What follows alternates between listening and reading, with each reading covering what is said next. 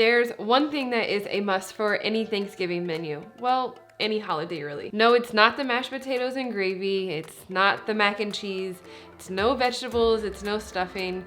It's warm, soft, buttery dinner rolls. Okay, all that other stuff is important too, but I love a good dinner roll, especially on Thanksgiving. You need something to sop up all those juices left on your plate. Growing up, we had a family friend that came to all of our holiday get-togethers, and it was always requested that this person bring the dinner rolls. They were absolutely perfect, and I decided that I needed to get in the kitchen and make this dairy-free vegan dinner roll that everyone will love and everyone can eat no matter what their allergies or food preferences are. So we finally perfected the recipe. You need just one bowl, a little bit of patience and time, and just 6 ingredients, and you're gonna have the perfect, soft, fluffy, buttery dinner rolls that are gonna be a huge hit with all of your family as well. Let's show you how to do it.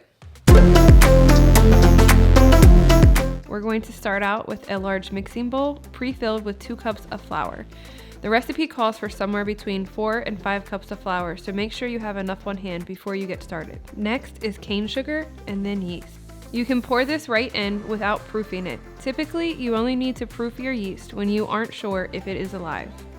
Add in your last dry ingredient, which is salt, and then move on to the wet stuff. Pour in your dairy-free milk, and remember to choose a neutral flavored milk here. You don't want to go with like a coconut or anything with a strong or distinct flavor, as that's going to come out in your dinner rolls when you taste them. Your last ingredient is going to be melted vegan butter, but make sure it's not hot. It could also just be softened, or you can even use an oil. Now grab your stand mixer so we can knead the dough. Make sure it's fitted with a proper attachment. Now take your bowl and place it onto the stand mixer. Then we're going to begin to mix at a very low speed. You want to mix slowly until everything is well incorporated.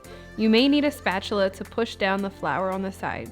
Once everything looks mixed in, begin to add the extra flour, just a 1/2 cup at a time. Remember, you may not use all your flour. You will keep adding the flour a 1/2 cup at a time, looking for your dough ball to begin to form. Once your dough ball begins to form, you can stop the stand mixer to feel the dough. Make sure it's not too sticky. If so, add another 1/2 cup, give or take, until your dough ball is ready. When it's ready, remove the dough ball, lightly oil the bowl, and place it back in there, covered with a towel so it can rise. With your dough now doubled in size, punch it down, coat a pan, and start forming your rolls. Each roll should be about 2.5 to 3 ounces. Just pull pieces off your dough to form balls and then place them in a pan slightly spaced out. In a 9x13 dish, they should look something like this. You want to cover these and let them rise one last time. When they're ready, they shouldn't be on top of each other, but they should definitely be touching. Preheat your oven if you haven't already done so, and then brush the tops of your dough with more melted vegan butter right before you place them into the oven to cook.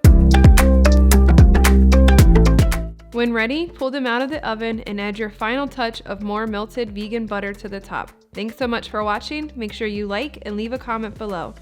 Head over to the site for more meal inspiration to serve with your rolls, but we also won't judge if you decide just to eat these straight from the pan alone. See you next week.